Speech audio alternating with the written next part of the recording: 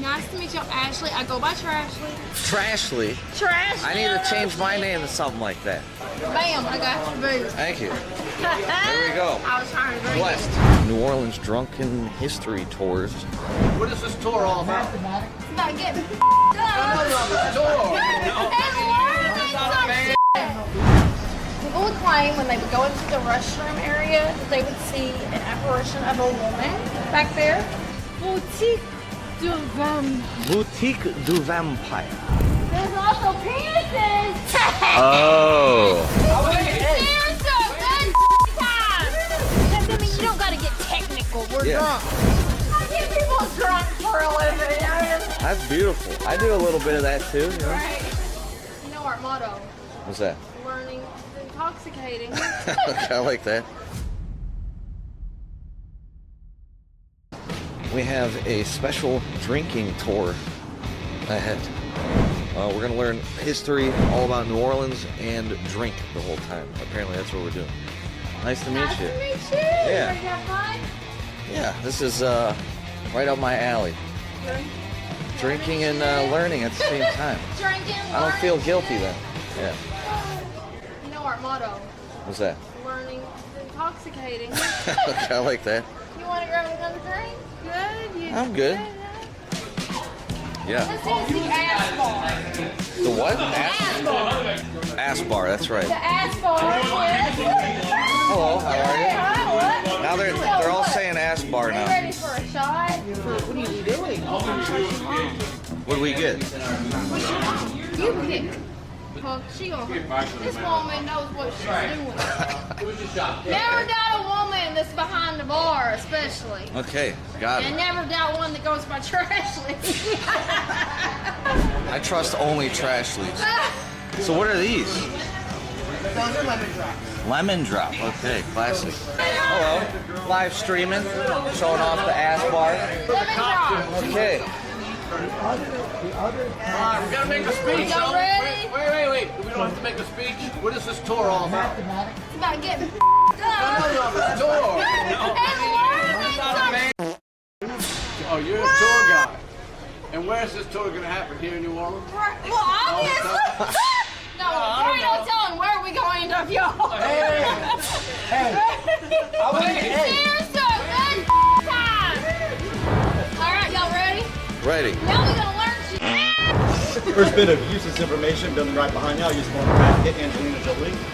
They bought it in 2007 for $3.8 million, sold it 2 years ago for $4.9 million.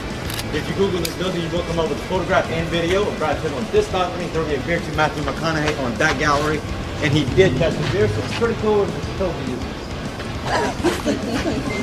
Matthew McConaughey chilling out over here. What the hell was he doing here? 'Cause I'm thinking he could have afforded a nicer place. But anyway, he was hanging out over there. And Brad Pitt was up here, and they were chunking beers back and forth. And that was fun. Oh, okay. Yes, you remember it? Tell me so, even if you don't. Yeah. Even if you don't. There you go. Ashley members. Okay, y'all. Have y'all seen American Horror Story? Yep. Okay, that is the first building we're going to. It's a little over 10,000 square feet, over 10 bedrooms inside. Also, the first building in the French Quarter to have running water. That is the Delphine Lalaurie Mansion. She came from France, married 3 times. First 2 husbands died mysteriously. Not really. She poisoned them. So this is her. Yeah. And then he got that, and I was like, dang, he's got faces. Yeah, that's really crazy. And there's Alrighty, y'all. 3 things that this one stopped. First, how many of you like Elvis Presley? Big building right across the street. That is where he was staying while he was here filming King Creole. In the mornings, he would not like to go out filming. I would think because he had a hangover. But every morning, he would come out onto that gallery and serenade people as they passed by. Right there? His film crew caught on to his little routine, so they got up early one morning. They came right here in the parking lot, set up all their film equipment. Whenever he came out to do that, they did catch him on film, and they did put that in the movie King Creole. You ever do watch that movie, see that scene? That's where it happened. Now this building right here, this is the only active school in the French Quarter. It's an elementary school. Bad part of this school, Bourbon Street is the next street. How many of you would send your kids to school off Bourbon Street? I would. I did. Did you? Okay, there you go. Next building we're going to is actually a bar, and it is the oldest active bar in the United States. So when I say oldest active, it is not the oldest. The oldest bar in the United States is called the White Horse Tavern, located in Newport, Rhode Island. It opened up in 1673. It has shut down 3 times. Now their famous drink though, that is called a voodoo daiquiri. Choose to get that one. It will taste just like a grape slushy, grape popsicle. You will taste no alcohol. Do not let it fool you. It has bourbon and Everclear in it. It will pack. Everclear? Oh no. We are at the Blacksmith, the oldest bar in the country, 1772 in New Orleans. We have the daiquiri voodoo or voodoo daiquiri at this bar, and apparently there's bourbon and 190. Bourbon and 190. Shit, it's just good. It's good. It's not too sweet either. That's a trap. It's only $10 for something super alcoholic. I'm gonna go 9 out of 10. That's good. That's dangerous. Dangerous and good. This is dangerous. This is good. This is the voodoo daiquiri. Do you know how many of these I've had? Today? Really? How many did you have today? We can't count. But There's 190 in this. There's 190 in this. yeah. We don't play it no. Okay. I gotta catch up. They love you. They love you. Beautiful lady. I love that, you Said guys. she's a doll. Come to know us. She's a real It's one. time. There we go. Fun guy. Fun guy. Come to New Orleans. There you go. And come to this tour. This tour, we have really switched it up. So tomorrow might be a little rough, but we'll be fine. Tuesday. It's gonna be Yeah. a normal Tuesday Wait, what do I have to for us in New Orleans. I seriously barely taste any alcohol in this. It tastes good. Like it legit tastes good. And not over sugary. I thought it was gonna be a sugar nightmare, but it's not. The store building used to be a brothel. Most women back then would say if they caught their husband there, the husband would end up here. You got it. This was the morgue. So in the mid 1800s, that's when the yellow fever epidemic hit really hard here in New Orleans. However, back then they had no clue what yellow fever was. Basically, they were just looking for gunshot wounds, stab wounds, and poison. They just wanted to make sure nobody killed somebody and threw them in the mix. After these autopsies, they would bring the bodies out, stack them onto carriages, bring them right behind St. Louis Cathedral. Reason they did that, back then, if you were not Catholic, you could not be put in a cemetery. Had to be Catholic. So I talked to a lot of people that stay here, and they just say it is really old and spooky, but they never hear or see anything. So if you ever did want to stay in at an old morgue, if that was on your bucket list, that would be the best one. Huh. People would claim when they would go into the restroom area that they would see an apparition of a woman back there. She had actually hanged herself in this building. That was yellow fever? Yellow fever. My dad said he had yellow fever. But Alright, y'all, does everybody see the spikes on these poles? Yes. Those spikes were put up in the mid-1800s up to stop people from breaking into the top floors. Mainly just the rich people put them up, but also people that had daughters put those up. This couple still like to go out. They used to like to go to the French Opera House. French Opera House is located where the Four Points Hotel on Bourbon Street is, so it's not that far away. So they told their daughter, look, stay inside, keep the doors locked, don't let anyone in. We'll be back in 2 hours. She said no problem. So they got ready, they headed out. As soon as they rounded that corner, her little boyfriend came yelling out, let me in, let me in. What do y'all think she did? She lets him in. They went to the second floor, started playing teenager games like checkers, chess, Monopoly, maybe Twister. When the parents got to that French Opera House, what was going on there that night, they already seen. They turned right around and came home. As soon as they got to the intersection though, the kids did see him. So they hurried up and picked up those canes. And then the little girl looked at the little boy and said, look, you cannot go out that back door, leads to the courtyard, you'll be stuck all night. You cannot go out that front door, parents will see you, we'll both be in trouble. You have no option, you gotta go over that guardrail, shimmy down that pole without getting hit by spikes. He's 13, he said no problem, so he waited till he heard the door close. At that point, he knew that the parents walked inside.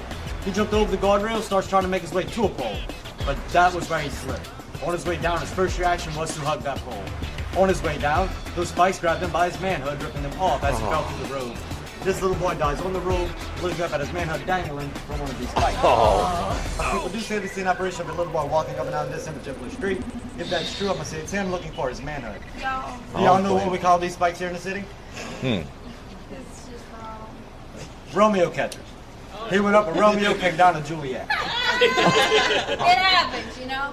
Hey, I've had folks on tours. It was like, let me demonstrate, and I'm like, oh dear God, please don't. I'm drunk, but don't do that. It's a bad idea. Yowza. But probably should not say this. Huh. My little brother Sammy went on one of the tours. He ended up in a trash can. He Uh-oh. was just trying to vomit, you know. Fell in it? Poor guy fell in. I love him. He's still mom's favorite. That's true. I get people drunk for a living. I mean, That's beautiful. I do a little bit of that too, you know? right. You're involved. Boutique du Vampire. Boutique du Vampire. Boutique Boutique du Vampire. It's actually a really cool shop. And we were talking about the fangs. You see some of them right there? So they put fangs in for you? Maven, Yeah. Lore. He will actually custom fangs. Yes, sir. Yeah, Custom check it out. fangs. They will actually shave your teeth down. Maybe I'll do that tomorrow. Should I do You that? need to do that. New Orleans has a community of people who believe they are vampires. You may have seen a few since you've been here. These vampires do not call their victims victims, they call them donors. When they find a donor, they go get their blood test and make sure everything's good. Blood comes back good. Then the vampire will give the donor a donor's bill of rights to sign, pretty much saying they're doing it willingly and not being forced. Once that vampire signs it, once the donor signs that, the vampire will take a razor blade and cut the donor across the shoulder blade. At this point, it will suck the blood out. Some of these vampires say they are not into blood, they're into energy. So they say if you go to a bar, restaurant, you get really tired really quick, it's them draining your energy. So bear practice here start out normal and then they get really weird. So whenever I say to start out normal, all that means first you die, then you get put in a casket, then they put you into your final resting place. Here in New Orleans, that final resting place is called an oven walled vault. Typically stands above ground, 6 feet high, 6 feet wide, 10 feet deep. None of it's 2 caskets. They will slide you in, throw some brick and mortar, put you a little plaque. That's number where it stops, even outside the city. Inside the city, they will wait 1 year and 1 day. Break up that brick and mortar. Pull your casket out. Open up your casket and pull your remains out. They will then put your remains back into the crypt. At this point, they will take a 10-foot pole with a blade at the end and shove your remains to the back of the crypt where there is a hole. They will shove you into this hole and you will fall into what is known as the belly of the crypt. You're now mixed in with people from the 1700s. Normally, it's just a family crypt. You can be mixed in with family. That can be a good thing or a bad thing. So have y'all ever heard the term, I will not touch that person with a 10-foot pole? Yeah. That is where that comes from. Back then, it meant you would not push them into their final resting place. There you have it. You know what's crazy about this where we're walking? Yeah. If you was like super strength He-Man, and you could punch right through here, It would work? You could grab bones. This Ew, is a there's mass bones burial here? ground. Oh, Yeah, I just about did that too. there's bones right here. Yes, for real. That's. Yeah, we were. Y'all ready for the best part? It's my favorite. Okay. I think the girls will agree. Are y'all ready? Ladies, are you ready? Ladies in the chat. We have a few ladies watching right now, I too. hope we do. We do, we do. Ladies. Trashley has been waiting for this. Okay. See the B? Pretty sure stands for big or boner. I'm not sure. I mean, he obviously was a big he started fire. Because this priest did not ring that bell, 856 buildings out of 1,100 burned to the ground. There's also penises. Oh. I mean, at this point in time, it doesn't get any better than this. Those are awesome penises. And if you don't, then he's wrong. Do y'all remember the first law of the Penis. I see penis. First law of the Code Noir. Y'all want to do this all Yes. over again another night? She's the best. She's the best. Sobriety Terrible. test. Never. It should be, yeah. It should be the other way.